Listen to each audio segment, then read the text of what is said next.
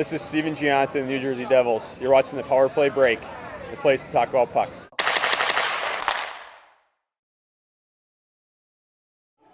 Back here in the Power Play Break at Champions in Uniondale with Nathan Gerbe of the Hurricanes. Let's talk about Boston College. Why BC? I mean, Michigan and Michigan State are right in your backyard. How come you went to BC? Yeah, well, I wasn't heavily recruited in the Michigan region, and I think the history of Boston College and the smaller players with Brian Giantas and the Ben Eves and Patrick Eves, those guys, and I think I kind of wanted to follow foot there and kind of accomplish what they did. What kind of a coach is Jerry York to you personally? Oh, he was such a good mentor, and I think he really knows how to change you as a person and teaches you the true values of life rather than focusing on what you got to do on the ice. What's one thing that he taught you at BC that you have taken with you? The biggest thing that he taught me was just how to treat other people, the respect. He takes you around campus to meet the janitors, to meet the people who make the ice, to meet teachers, and you learn their names and you say hi to them and ask them how they're doing. You learn their families, and that's the most important thing really in life. Really, it is. I mean, that's how you treat people, and it doesn't matter what you do. Now, your freshman year, you go to the finals. Surprise for everybody, you're going to the finals. Second year, you go again, you're snake bit, you lose again. Your third year, you win. How was that? I mean, what did that adversity teach you? It was great. Obviously, losing 2 in the finals, that stings. It hurts all year, all summer, and that third one, there's no way you want to lose that one.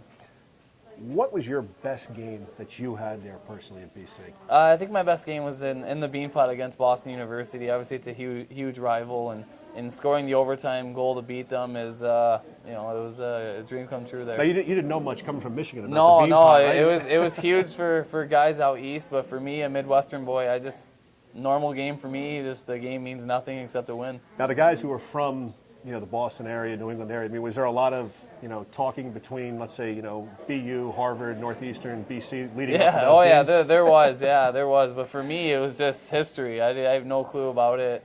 I had no clue what it even was, and I didn't even know what it looked like. So I think I just wanted to play the games.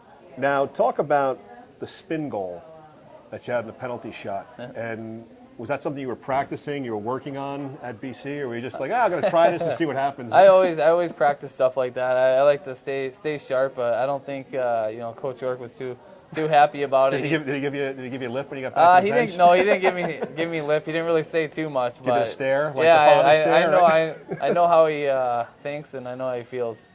What did you take away, though, from that collegiate experience? I mean, a lot of guys, want to come from Canada, want to go junior route, but the collegiate route, you're a little bit more mature, you're a little bit more older. Well, I think it teaches you so much about responsibility, and as you adjust to the pro life, you realize how much you learn being in college and playing for Coach York and what he taught you, and just, there's so much responsibility on you there that you have to be prepared every day like you do here.